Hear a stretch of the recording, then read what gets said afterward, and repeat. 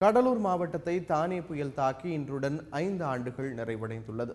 ஆனாலும் அதன் பாதிப்புகளிலிருந்து இன்று வரை மீண்டு வர முடியவில்லை என்று கூறும் அப்பகுதி மக்கள் உரிய நிவாரணப் பணிகளும் முழுமையாக நடைபெறவில்லை என புகார் தெரிவிக்கின்றனர். அது பற்றிய ஒரு செய்தி தொகுப்பை இப்போது பார்க்கலாம்.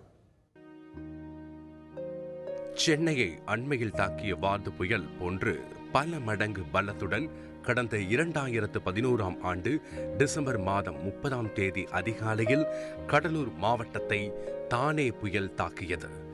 2 லட்சத்திற்கும் மேற்பட்ட மரங்கள் வேரோடு சாய்ந்தன. பல்லாயிரக்கணக்கான வீடுகள், மின்கம்பங்கள் சேதமடைந்தன. கோர தாண்டவமாடிய தானே புயலால் கடலூர் மாவட்ட மக்களின் இயல்பு வாழ்க்கை அடியோடு முடங்கியது.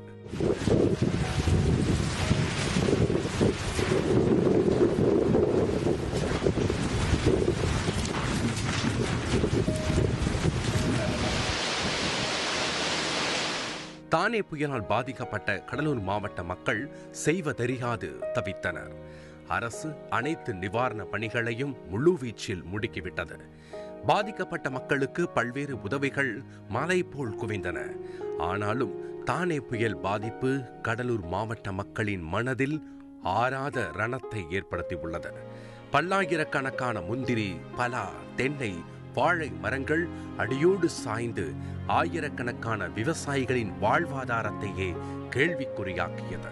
தானே புயலில் ஏகப்பட்ட பாதிப்பு. பொண்டுட்டி பக்கத்தில் நிறையா முந்திரி மரம்லாம் ஒடிஞ்சு போச்சு, பிளா மரம்லாம் பாதிச்சு போச்சு.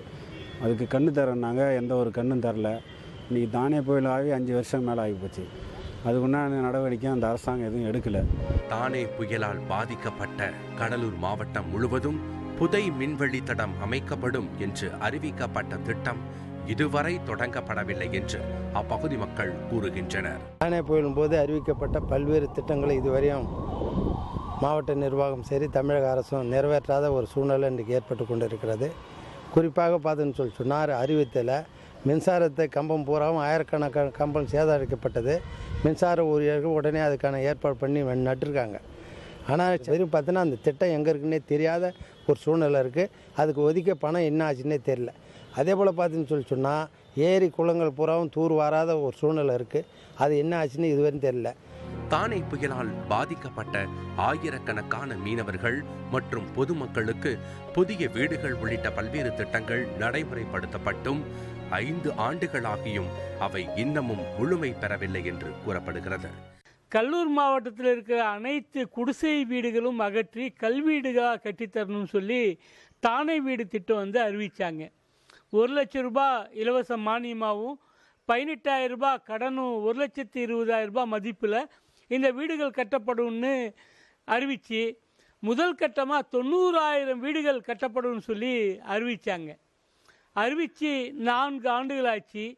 இது வரைக்கும் 30,000 பயனாளி கூட அந்த வீடு கட்டி இன்னும் குடிபோரல.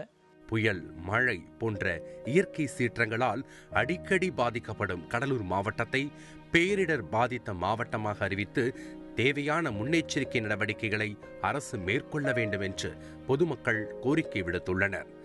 தானே புயல் தாண்டவமாடி 5 ஆண்டுகளாகியும் அதன் பாதிப்பிலிருந்து விடுபடாத கடலூர் மாவட்டத்தில் மேற்கொள்ளப்பட்ட நிவாரணப் பணிகளை அரசு விரைந்து முடித்து முழுமையடையச் செய்ய வேண்டும் என்பதே பாதிக்கப்பட்ட மக்களின் கோரிக்கை.